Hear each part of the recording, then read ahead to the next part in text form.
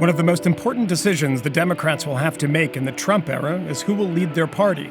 Minnesota Congressman Keith Ellison has put himself forward. He's one of the most vocal progressives on the Hill. He backed Bernie Sanders in the primary, and he's tussled with the Democratic establishment more than once during his career. Now he wants to lead that establishment and help remake it in a more progressive image. Evan McMorris-Santoro met up with Ellison today in Washington. Keith Ellison knows his way around Capitol Hill. He was elected to Congress 10 years ago and has become a leading voice on the left, but he's still not really seen as an insider. Over coffee near the Capitol, I started off by asking Ellison the question so many Bernie supporters have been asking for the past 7 days. So is it as simple as Bernie's the nominee, you win the presidency? You can't know that. It's unknowable. So, I mean, it's a complicated thing, but I tell you, it does cause for soul searching, and I'm gonna tell you why. It should never have been this close. I mean, Donald Trump is the single worst person ever to win the nomination of a major party. When I say bad person, I mean like, every sexist thing he said, every racist thing he said, is just deplorable, deplorable, quite frankly. Now, I don't say that about his supporters, but I say it about the way he campaigned in this election. Everybody's kind of hoping that he campaigned one way and is gonna govern another. We will see. So Secretary Clinton's mistakes were what? I'm not here to talk about what she should have done. Is that going to be your job, though, to sort of find out what those mistakes were? If you win this office, this DNC chair, isn't that kind of your job? I'm trying to do addition and multiplication, not subtraction and division, right? I'm sure we'll have some talks about what could have gone differently, but even that is speculation as to whether it would have worked. What kind of changes do you want to make to the place? Because people who were really passionate about Bernie really think the DNC was that quote-unquote rigged system, right?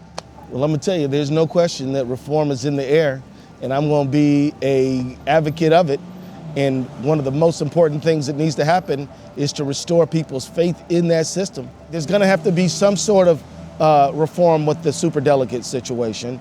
And what I mean by that is, but I don't wanna sit here and say this is what it will be. Because again, I'm here to listen to what the people want and come to a consensus. I think the way that we fund the DNC, we've got to come to some real conclusions about that. I think one thing for sure, Bernie Sanders proved that the people will fund the political movements that they believe in. And so I think that we've really got to look at how we fund the DNC and make sure that it is really paid for by, the people. Ellison isn't the only candidate in the running for DNC chair, but his bid has attracted big-name support and also some detractors. In a week where Democrats feel like they lost their white working-class base, Ellison's been asked repeatedly if a black practicing Muslim is the right person to get that base back. Well, here's the thing about people.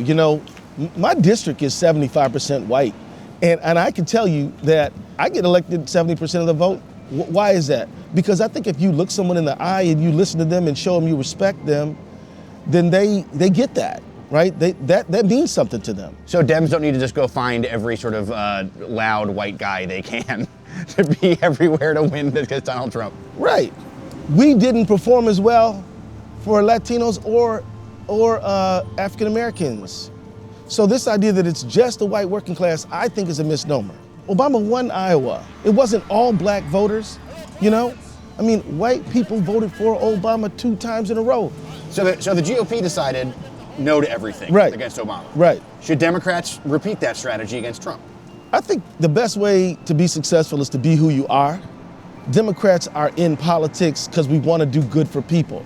I mean, at the end of the day, I don't believe mimicking Republican tactics is the right thing for Democrats to do.